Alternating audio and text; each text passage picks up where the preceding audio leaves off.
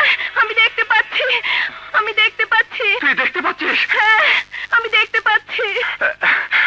হুজুর, সারা জীবন দেখেছি আপনাকে লোকজন এগিয়ে নিতে এসেছে, আপনি কাউকে এগিয়ে আনতে যাননি, কিন্তু এখন দেখছি। তুই কোনোদিন কাউকে নিজ হাতে খুন করেছিস? না। কোনোদিন তোর জেল হয়েছে? না। কোনোদিন তোর ফাঁসির হুকুম হয়েছিল? খুন না করলে ফাঁসি হবে কেন হুজুর? আমার হয়েছিল, মানুষ খুন করে। হ্যাঁ বলেন কি? আমি যাকে এগিয়ে আনতে যাচ্ছি হ্যাঁ। সেই মানুষটা সেদিন আমাকে ফাঁসির দড়ি থেকে প্রাণে বাঁচিয়েছিল। আচ্ছা।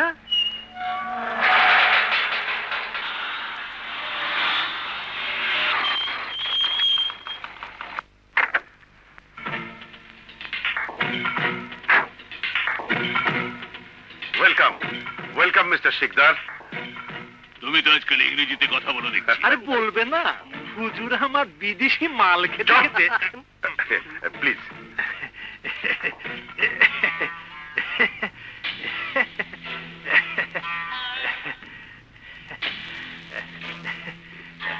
প্লিজ বসুন। বছরের পর বছর দাওয়াত দিয়ে আপনাকে আমি আমার এখানে আনতে পারিনি, অথচ আজ তোমার কাছে আজ আমি কিছু নেবার জন্য এসেছি। আমার কাছে? হ্যাঁ। নেবার জন্য? বলুন কি চান আপনি? শুধু একটা জিনিস ছাড়া সব আমি আপনাকে দিয়ে দিতে পারি। সেটা আবার কি? যেটা আপনি আমাকে দিয়েছিলেন। প্রথমে দিয়েছিলেন আমার বাবা, দ্বিতীয়বার দিয়েছেন আপনি, জীবন। আমি একবার যা দিই সেটা কখনো ফিরিয়ে নিই না। এবার বলুন আপনি কি চান? জমি। তোমার এখানে আমি গার্মেন্টস ইন্ডাস্ট্রি করব বলে ঠিক করেছি। আমাদের দেশে বেকার সমস্যা যেভাবে বাড়ছে, বিশেষ করে মেয়েদের, তাতে আমি আর চুপ করে বসে থাকতে পারছি না। কিন্তু শহরে এত জায়গা থাকতে? সেই কথাই তো বলছি, শহরের চেয়ে তোমার এখানে ব্যবসাটা বেশ নিরাপদ। তোমার এখানে মেয়েদের চাকরির সুযোগ করে দিলেই পরের সুযোগটা আমাদের হাতের মুঠো এমনিতেই চলে আসবে। বিদেশে পাচার করতে কোনো অসুবিধা হবে না। ব্যবসা 50-50। আপনি কোনো চিন্তা করবেন না, প্রয়োজনে গ্রামের সব জমি আপনার নামে লিখে দেব। চেরাগ আলী, যাও গ্রামে ঘোষণা করে দাও 7 দিনের মধ্যে সুদে আসলে সমস্ত টাকা শোধ না করলে সব জমি আমি দখল করে নেব। জি আছে হুজুর। আমি ফাঁসির দড়ি থেকে ছিটকে পড়া জোয়ারদার। আমি জানি শিকদার সাহেব, টাকা কেউ শোধ দিতে পারবে না। এত দ্বারা ঘোষণা করা যাচ্ছে যে জোয়ারদার সাহেবের নিকট হতে যারা দলিল বন্ধক রেখে টাকা নিয়েছেন তারা আগামী 7 দিনের মধ্যে সমস্ত টাকা পরিশোধ করতে না পারলে জোয়ারদার সাহেব সমস্ত বন্ধকের জমি নিজের দখলে নিয়ে নেবেন। বুঝেছেন? কারণ জোয়ারদার সাহেব এই গ্রামে একটা গার্মেন্টস ফ্যাক্টরি স্থাপন করবেন। বাবা কোথায়? বাবার শরীরটা তেমন ভালো নয়, দুটি খেয়ে শুয়ে আছে। আরমান ভাই সর্বনাশ হয়েছে। সর্বনাশ? কিসের সর্বনাশ? জোয়ারদারের লোকেরা ঘোষণা করছে যারা দলিল বন্ধক রেখে টাকা নিয়েছে তারা 7 দিনের মধ্যে টাকা ফেরত না দিলে সব জমি দখল করে নেবে। তুমি আমাদের বাঁচাও আরমান ভাই, তুমি আমাদের বাঁচাও। না, জোয়ারদারের আশা কোনো দিনই পূরণ হবে না। চল দেখি। আপনাদের এবং আপনাদের ছেলে মেয়েদের সুন্দর ভবিষ্যতের চিন্তা জোয়ারদার সাহেব সারাক্ষণ করেন।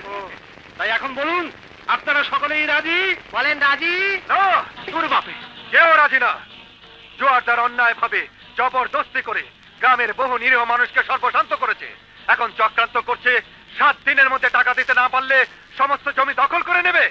আরে ওই চামচার বাচ্চা চামচা, জোয়ারদারের বাপের জমি যে ঘোষণা দিয়ে দখল করে নিবি, তোদের জোয়ারদারকে গিয়ে বল গ্রামের কোনো লোক এই মুহূর্তে টাকা দিতে পারবে না। জোয়ারদারের যদি সাহস থাকে তাহলে বলিস জমি দখল নিয়ে হয় জোয়ারদার বাঁচবে না হয় গ্রামের লোক বাঁচবে। যা ভাগ।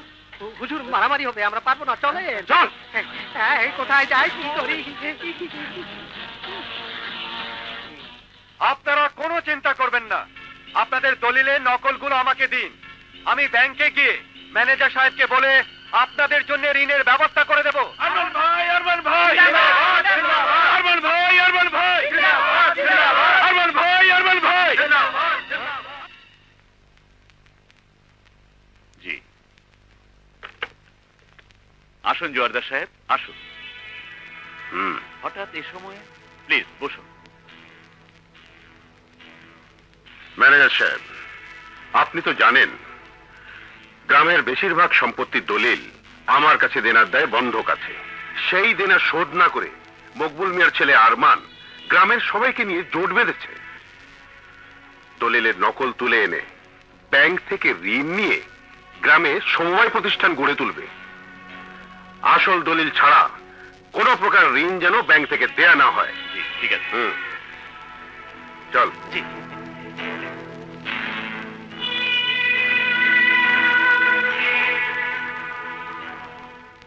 আসসালামু আলাইকুম। ওয়ালাইকুম আসসালাম। আমি গ্রামবাসীদের প্রতিনিধি হিসেবে এসেছি। এই দলিলগুলো বন্ধক রেখে আপনি দয়া করে গ্রামবাসীদের জন্য ঋণের ব্যবস্থা করে দিন। এ তো সব নকল দলিল। জি। আসল দলিল ছাড়া কোনো প্রকার ঋণ দেয়া আমাদের এখতিয়ারের বাইরে।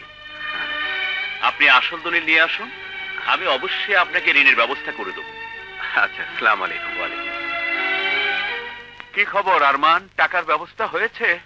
না চাচা, আসল দলিল ছাড়া ঋণ পাওয়া যাবে না।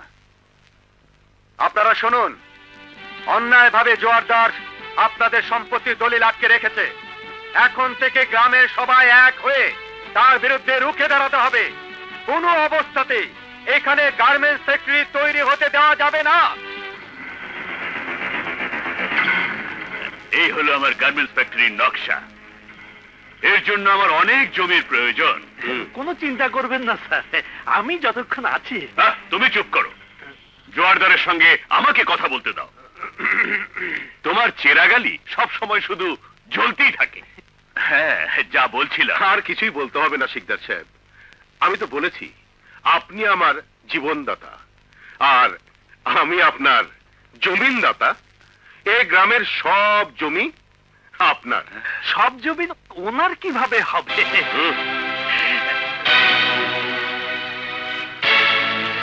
না মানে একটা জমির দলিল যে হাত ফুসকে বেরিয়ে গেছে তাকে ভুলে গেলেন হুজুর। আমি ফাঁসির দড়ি থেকে ছিটকে পড়া জোয়ারদার। চেরাগ, জি। তুমি এখনই মকবুল মিয়ার বাড়ি যাও।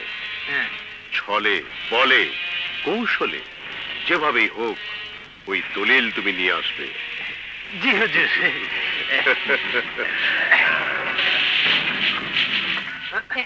চাচা, আরে ও মকবুল চাচা। কি ব্যাপার তোমরা? জোয়ারদারের সঙ্গে থেকে থেকে সারা জীবন আমি অনেক পাপ করেছি। এইবার এই পাপ থেকে আমি মুক্তি চাই। এইবার পাপের চেরাগ নিভিয়ে দিয়ে পুণ্যের চেরাগ হয়ে আমি জ্বলতে চাই চাচা। আরে কি করছো? এই যে বাবা, বাবা। আপনি কি করছেন? মাসুম বাচ্চা ফেরেশতার সমান, তাই একটু আদর করলাম। মকবুল চাচা, সেদিন জোয়ারদারের বুদ্ধিতে আসল দলিলের পরিবর্তে আপনাকে আমি নকল দলিল দিয়েছিলাম। চাচা, এই হচ্ছে আপনার সেই আসল দলিল। বৌমা, দলিলটা নিয়ে এসো তো। আমাকে আপনি মাফ করে দিন চাচা, মাফ করে দিন।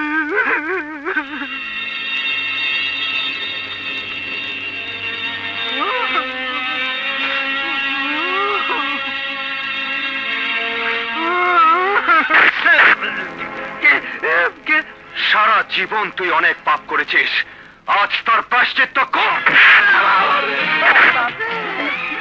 যা ধর।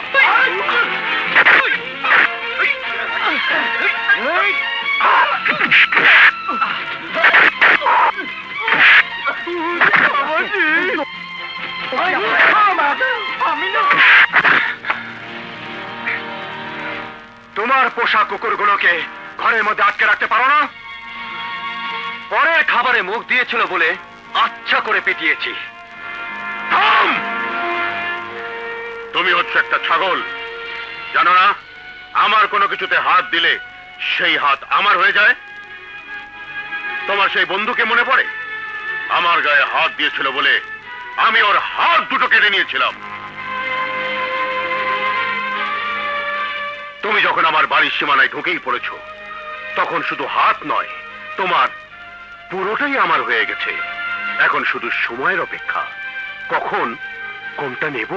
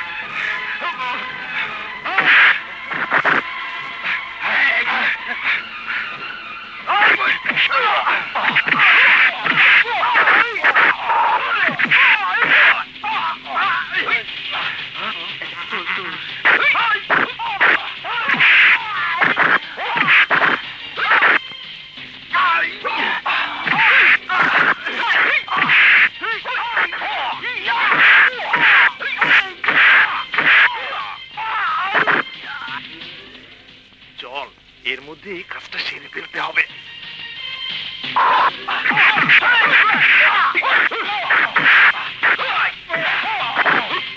তাড়াতাড়ি চালু এলো।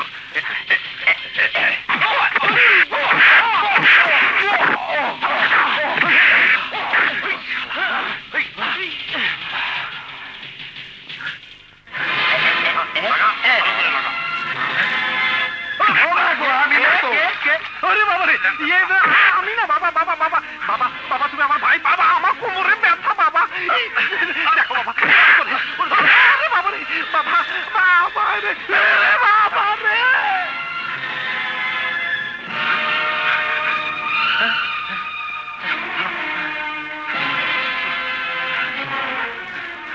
বাবা